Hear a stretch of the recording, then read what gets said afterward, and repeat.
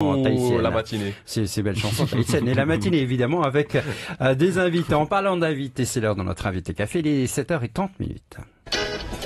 7h30, c'est l'invité café.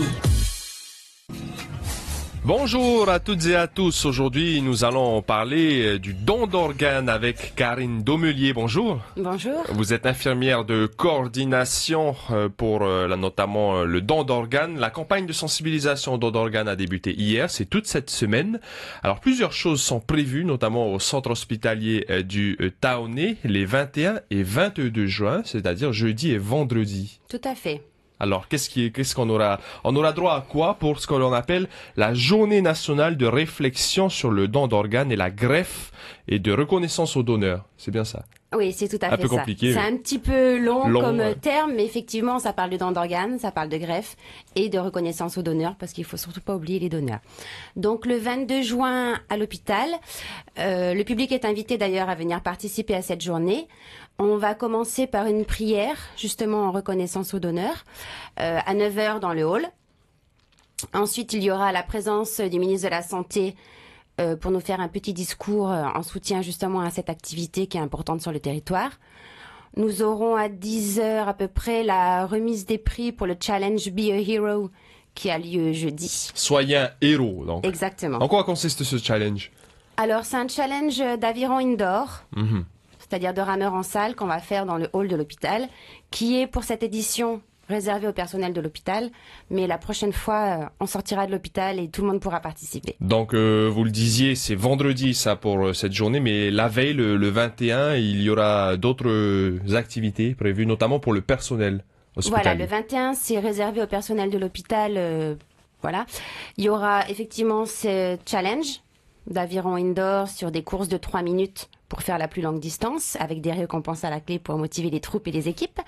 Il y aura des posters d'information sur le don d'organes, des stands d'information et une très belle exposition Paroles de vie avec des témoignages de patients qui ont été greffés du rein, du foie, des témoignages de familles donneurs et des gens aussi qui sont en attente de greffe.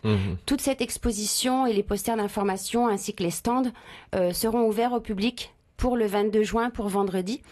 Il y aura aussi des religieux qui seront là, avec leur stand. Donc, si vous voulez poser des questions, si vous avez quelques questions que ce soit sur la greffe, sur le don d'organes, sur comment ça se passe, il faut venir le 22 juin à l'hôpital pour pouvoir rencontrer toutes ces personnes-là. Il y aura des témoignages sous forme, donc vous le disiez, d'exposition, de panneaux, mais il y aura aussi des témoignages réels de personnes qui viendront échanger avec les visiteurs. Oui, tout à fait.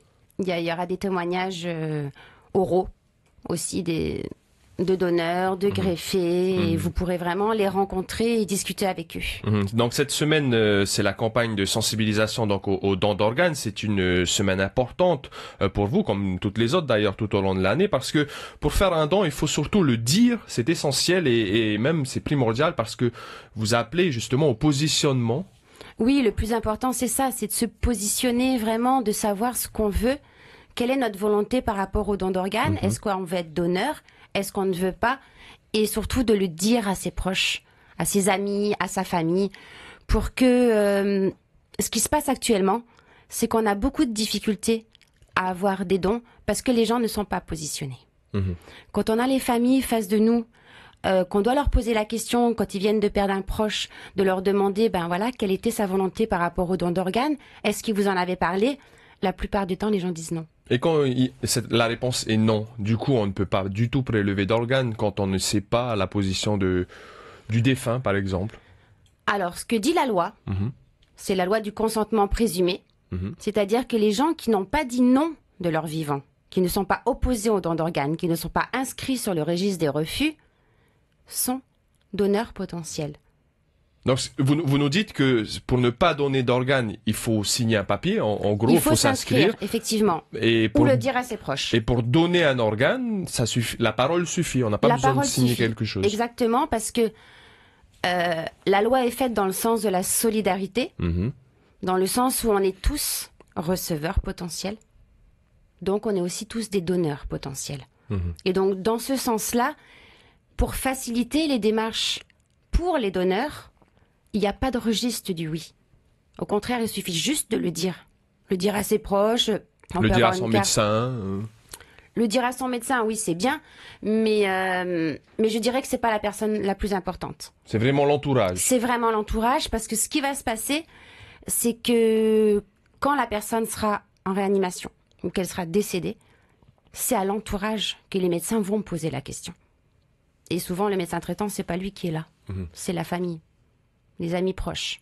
Et Donc, aujourd'hui, en Polynésie, qu'est-ce qu'on peut dire? Les gens n'ont pas encore cette habitude de se confier sur le don d'organes, de dire si oui ou non on donne... Non, effectivement, pour l'instant, il n'y a pas encore assez de personnes qui sont positionnées. Et c'est un petit peu à cause de ça qu'on a encore beaucoup d'opposition ici sur le territoire. Bon, après, c'est normal. Ça fait à peine 5 ans qu'on a commencé cette activité. C'est quelque chose de nouveau. Les greffes rénales au CHPF. Les greffes rénales au CHPF, voilà, depuis octobre 2013, à partir de donneurs vivants ou de donneurs décédés. Donc ça fait pas très longtemps. Donc c'est normal que les gens se soient pas encore posé la question. Mais justement, toutes ces campagnes sont là pour générer une discussion. De dire, tiens, j'ai vu une émission, j'ai entendu parler, le don d'organes, oui, qu'est-ce que c'est? Et on va tous mourir un jour, quoi qu'il arrive. Ça fait partie de la vie, c'est dans la définition de la vie. Donc pourquoi pas ne poser cette question? Se dire, bon, et moi, qu'est-ce que je ferais? Est-ce que je suis pour? Est-ce que je suis contre? Et de le dire. Cette parole libre, en tout cas, vous l'encouragez pour les personnes qui sont favorables au don d'organes, mais ce ne sont pas n'importe quel organe qui peuvent être donnés en Polynésie, ce sont exclusivement les reins, puisque l'on pratique seulement la greffe rénale en Polynésie pour l'instant. Oui, effectivement, c'est que les reins, c'est pas tous les organes, parce que on n'a pas la possibilité de faire des autres greffes ici sur le territoire, donc c'est vraiment les 2 reins qu'on peut donner, et du coup ça permet de sauver ou d'offrir une nouvelle vie à 2 personnes. D'autant plus que la situation au niveau des dialyses notamment est critique. Même. Ah oui, elle est catastrophique. On a actuellement 496 personnes qui sont dialysées sur le territoire. Pour une petite population comme la nôtre, c'est énorme. On a un taux de maladie rénale terminale ici qui est impressionnant et qui malheureusement va pas aller en s'améliorant. Donc voilà, il y a beaucoup de dialysés, beaucoup de malades.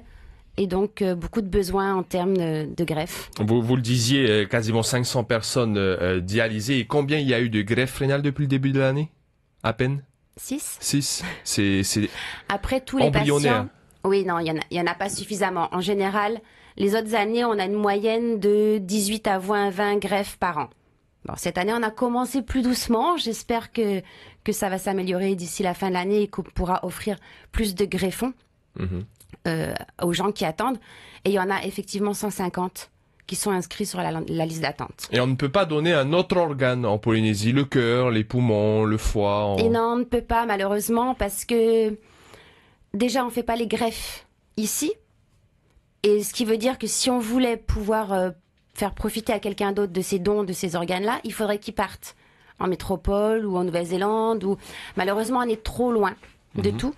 Un cœur par exemple, faut savoir qu'il a une durée d'ischémie froide qui est très basse, c'est-à-dire l'ischémie froide, c'est le temps où l'organe n'est pas irrigué, où il n'a pas de sang. Il n'a pas de sang. Voilà. En gros, un cœur, c'est 5 heures. Entre le moment où il est prélevé et le moment où il va être regreffé à quelqu'un.